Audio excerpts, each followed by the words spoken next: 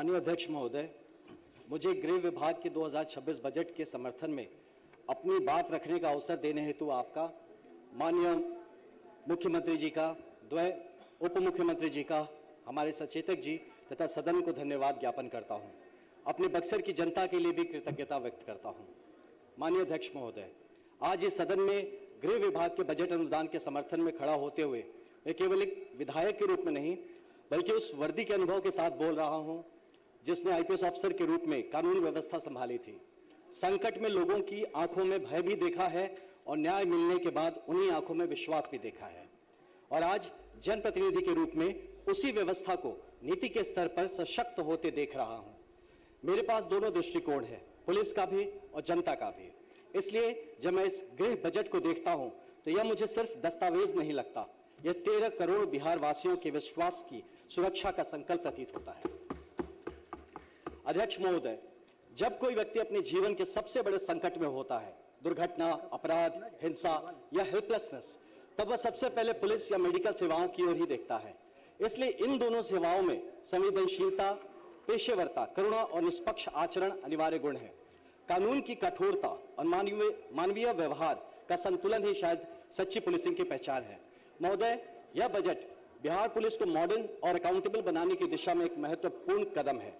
ERSS 112, forensic science laboratories का विस्तार, women safety का इंफ्रास्ट्रक्चर की मजबूती, टेक्नोलॉजी इनेबल्ड पुलिसिंग, ये सब इस बात का प्रमाण है कि हमारी सरकार सिक्योरिटी को गवर्नेंस का मूल आधार मानती है। ये बजट सुनिश्चित करते दिखता है कि crime is evolving, police must evolve faster. आज अपराध का स्वरूप बदल रहा है।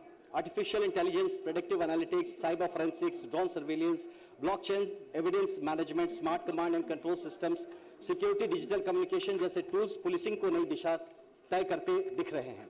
इसलिए ट्रेनिंग, ड्रिल, टर्नआउट और इन्वेस्टिगेशन मेथड्स को भी उसी गति से विकसित करना होगा, और यह बजट इसी दिशा में एक मजबूत पहल है। अध्यक्ष महोदय, देश के विभिन्न राज्यों में पुलिसिंग के कई प्रभावी पहल आप देखने को मिलता है। उत्तर प्रदेश में integrated command and control centres तथा एंटी माफिया ऑपरेशंस के माध्यम से संगठित अपराध के विरुद्ध स्पष्ट संदेश है। गुजरात ने टेक्नोलॉजी बेस्ड ट्रैफिक इन्फोर्समेंट और कम्युनिटी पार्टनरशिप की जवाबदेही बढ़ाई। असम जैसे इंसर्जेंसी अफेक्टेड राज्य तथा उड़ीसा और छत्तीसगढ़ जैसे नक्सल अफेक्टेड क्षेत्रों में इंटेलिजेंस लेड पुलिसिंग और कोऑर्डिनेटेड ऑपरेशंस के जरिए कठिन परिस्थितियों में भी शांति स्थापित करने का उदाहरण प्रस्तुत किया। इन अनुभवों से प्रेरणा लेते हुए बिहार पुलिस भी अपनी परिस्थितियों के अनुरूप बेस्ट प्रैक्टिसेस को अपनाते हुए आगे बढ़ रही है, और यह बजट इन्हीं इनिशिएटिव्स को समर्थन और बढ़ावा देता हुआ समझ में आ रहा है। महिलाओं को 35% आरक्षण सामाजिक परिवर्तन का प्रतीक तो है ही, साथ महिला थाना, फ्रंट लाइन पर महिला अधिकारी, पेट्रोलिंग के से लेकर नेतृत्व तक सक्रिय सहभागिता। आज बिहार की बेटियां सुरक्षा की पहचान बन चुकी हैं। वे सुरक्षा की सिर्फ मांग नहीं कर रही बल्कि स्वयं सुरक्षा का नेतृत्व कर रही हैं। यह बदलाव दूरदर्शी नेतृत्व का परिणाम है, और मैं मुख्यमंत्री श्री नीतीश कुमार जी और हमारे गृह मंत्री श्री सम्राट चौधरी जी के सकारात्मक और दृढ़ नेतृत्व की सराहना करता हूं, जिनके मार्गदर्शन में पुलिसिंग में यह सशक्त परिवर्तन संभव होता हुआ नजर आ रहा है। महोदय, मैं इस सदन से पूरे विश्वास के साथ कहना चाहता हूं कि बिहार पुलिस ने अतीत में भी नक्सलिज्म, संगठित हिंसात्मक गुटों और तथाकथित दबंग प्रवृत्तियों जैसी चुनौतियों को सफलतापूर्वक सामना किया है। इसलिए उनकी क्षमता पर कोई संदेह नहीं होना चाहिए। आवश्यकता इस बात की है कि हम उन्हें सकारात्मक समर्थन दें, संसाधन दें और जनहित में उनके कार्यों को सशक्त करें। इतिहास यह भी बताता है कि गलत राजनीतिक हस्तक्षेप और प्रशासनिक शिथिलता ने ही उस दौर को जन्म दिया जिसे अनफॉर्चुनेटली आज जंगल राज कहा जा रहा है। इसलिए आज हमारा दायित्व है कि हम पुलिस को परिवर्तन में साझेदार बनाएं, उन्हें पुरानी जड़ हो चुकी कार्यप्रणाली से सीमित न रखें, बल्कि बिहार के रूपांतरण की अग्रिम शक्ति के रूप में आगे बढ़ने का भी अवसर दें। अध्यक्ष महोदय, स्ट्रांग पुलिस, ये जब मैं भी था, जब स्ट्रांगली करता था तो लोग कहते हैं पुलिस स्टेट बन रहा है, तो ऐसा है नहीं। स्ट्रांग पुलिस का अर्थ कभी भी पुलिस स्टेट नहीं होता। हमें ऐसी पुलिस चाहिए जो नागरिक की संरक्षक हो, भय का कारण नहीं। जैसे अभी हमारे साथी ने कहा, परित्राणाय साधुना विनाशाय चतुष्कृताम। ट्रेनिंग में फिजिकल ड्रिल और नॉलेज ऑफ लॉ जितनी आवश्यक है, शायद उतनी ही जरूरी अब सॉफ्ट स्किल्स, बिहेवियरल कम्युनिकेशन और सिटीजन इंटरेक्शन भी है। कंसाइंसियस पुलिस यानी जिम्मेदारी और संवेदनशीलता के साथ कानून का पालन करना, ये आज की आवश्यकता है। साथ ही यह भी स्पष्ट होना चाहिए कि जब इस बात पे ध्यान दें कि इस बात को लेकर बड़ी चर्चा चलती है, बट ये स्पष्ट होना चाहिए कि जब अवैध ताकतें कानून को चुनौती दे तब पुलिस को अपने वैध अधिकारों का प्रयोग करने में संकोच नहीं करना चाहिए। पुलिस कभी कमजोर नहीं दिखनी चाहिए, क्योंकि पुलिस ही सरकार की पहली प्रतीक है। जनता पुलिस के व्यवहार से ही सरकार की छवि तय करती है, और यह बजट इन सब बातों के लिए पथ प्रशस्त करता हुआ नजर आ रहा है। महोदय, बिहार पुलिस को ऐसे अधिकारी चाहिए जो हैं भी, मैं मानता हूं, जो मैदान में अग्रिम पंक्ति में खड़े होकर उदाहरण प्रस्तुत करें, जो अपने अधीनस्थों से ज्यादा परिश्रम करने की साहस रखे और उनकी कार्यशैली से फोर्स का मोराल और पब्लिक कॉन्फिडेंस दोनों मजबूत हो। जब जवान अपने वरिष्ठ को संघर्ष में साथ खड़ा देखता है, तब उसके भीतर सेवा का गर्व और कर्तव्य का उत्साह कई गुना बढ़ जाता है। ऐसा प्रयास इस बजट के इंटेंशन को स्थापित करेगा। माननीय अध्यक्ष महोदय, मैं विशेष रूप से पुलिस कर्मियों के वेलफेयर की बात करना चाहता हूं। बेहतर थाना अवसंरचना, हार्डशिप अलाउंस, कैशलेस मेडिकल सुविधा, परिवारों के लिए शिक्षा एवं स्वास्थ्य में प्राथमिकता, physical and mental wellbeing support, संतुलित अवकाश नीति के केवल सुविधाएं नहीं मांग रहा, ये सुरक्षा तंत्र की मजबूती में किया गया निवेश होगा। मैं आज इस अवसर पर माननीय गृह मंत्री जी का भी इन मुद्दों पर ध्यान आकर्षण करना चाहूंगा। महोदय, हमें पुलिसकर्मी के मन में यह भावना जगानी होगी कि उसकी पहचान पावर से नहीं बल्कि सर्विस से है।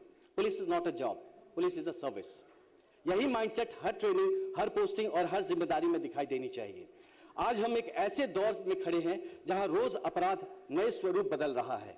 AI driven analytics, quantum safe communication, digital investigation platforms और स्मार्ट मोबिलिटी सिस्टम्स जैसे नए साधन पुलिसिंग को नई दिशा दे रहे हैं। यह केवल वर्तमान की आवश्यकता नहीं बल्कि आने वाली पीढ़ियों की सुरक्षित भविष्य की तैयारी है। हम सब इस परिवर्तन के सहभागी हैं और यह हमारा सौभाग्य है कि हम सब इस टीम का हिस्सा है जो बिहार पुलिस को नई ऊंचाइयों तक ले जाने का प्रयास कर रही है। यह 20,132 करोड़ का गृह बजट इसी नए युग की तैयारी का उद्घोष है। माननीय अध्यक्ष महोदय, आज हमारा लक्ष्य स्पष्ट है। Crime free Bihar, safe Bihar, confident Bihar, जनता का राज, सुशासन का मॉडल और न्याय आधारित व्यवस्था। इसी दिशा में यह गृह बजट एक सशक्त और ऐतिहासिक कदम है। मैं इस सदन से आग्रह करता हूं, हम दलगत सीमाओं से ऊपर उठकर इस बजट का समर्थन करें। यह किसी एक दल का बजट नहीं है, यह हर किसान, हर मजदूर, हर छात्र और हर मां बहन की सुरक्षा का बजट है। मजबूत गृह बजट पुलिस की ताकत नहीं, यह जनता की सुरक्षा की गारंटी है। मैं पूरे विश्वास और गर्व के साथ इस बजट का समर्थन करता हूं और साथ ही आज इस अवसर का उपयोग करना चाहूंगा 2-4 सजेशंस देने के लिए कि पुलिसिंग में हम लोग देखते हैं कि जो ट्रेनिंग करते हैं जब, तो ट्रेनिंग तो कुछ और करते हैं, उनकी पोस्टिंग कहीं और हो जाती है। वो फॉरेंसिक लैब जाता है, क्योंकि मैं अपने पर्सनल एक्सपीरियंस से बात कर रहा हूं कि वो फॉरेंसिक लैब जाता है, वहां ट्रेनिंग करके आता है और यहाँ के किसी का PSO बन जाता है। तो इन चीजों को हमें देखने की जरूरत है कि जिसकी जो ट्रेनिंग है वैसा स्पेशलाइज्ड कायदा, चाहे स्पेशल ब्रांच में हो, चाहे इन्वेस्टिगेशन में हो, लॉ एंड ऑर्डर के लिए हो, ट्रैफिक के लिए हो, स्पेशलाइज्ड ब्रांच को प्रमोट किया जाए। मुझे लगता है पुलिस और बेहतर उसमें काम कर पाएगी। साथ ही मैं चाहूंगा कि एक बात और नजर में लाने की, माननीय हमारे गृह मंत्री जी के, ये जो FIR होते हैं हमारे बच्चों के ऊपर, तो FIR होना तो ये क्राइम नहीं है। आज कोई किसी के ऊपर FIR कर देता, लड़का वो BPSC की परीक्षा पास कर रहा है, वो पुलिस की ट्रेनिंग परीक्षा पास कर रहा है, लेकिन उसको कैरेक्टर सर्टिफिकेट नहीं मिलने के कारण से वो सिर्फ इसलिए बैठा है कि उसके पड़ोसी को उससे जलन था, उसने उस पर एक FIR कर दिया। तो इस बात पे हमें लगता है कि एक बार इसको एज अ पॉलिसी लेवल पे हमें देखना चाहिए कि FIR should not be a reason for stopping someone to join. उसके बाद अगर वो चार्जशीट होता है, ट्रायल पे जाता है, पनिशमेंट होता है, उसको हम किसी भी स्टेज पर डिसमिस कर सकते हैं, जरूरत होने से उसकी पुरानी सारी रिकवरीज भी कर सकते हैं। इस पे काइंडली ध्यान दिया जाए। दूसरा है कि ये जो हमारे ज्यूरिसडिक्शन है कि एक प्रखंड का ज्यूरिसडिक्शन, सर्कल का ज्यूरिसडिक्शन, थाने का ज्यूरिसडिक्शन, वो एक साथ मैच नहीं करता और इसके लिए बड़ा जमीन पे कंफ्यूजन होता है। तो इस पे भी कहीं ना कहीं एक ज्यूरिसडिक्शन को एक साथ लाने की मुझे जरूरत लगती है। और इसके साथ एक लास्ट रिक्वेस्ट करूंगा मैं कि मैं जब भी आता जाता रहता हूं सरदार पटेल भवन के सामने से, बहुत बड़ा वो तिरंगा के लिए एक बहुत बड़ा पोल गड़ा हुआ है, उस पर तिरंगा नहीं दिखता। तो रिक्वेस्ट रहेगा कि उस पर तिरंगा हो, सरदार पटेल भवन का भी वो शान बढ़ाएगा, हमें भी अच्छा लगेगा और आने जाने वाले जितने युवा हैं जो पुलिस में ज्वाइन करना चाहते हैं उसको देख के कहीं ना कहीं प्रेरित होंगे। मुझे ये अवसर देने के लिए बहुत बहुत धन्यवाद।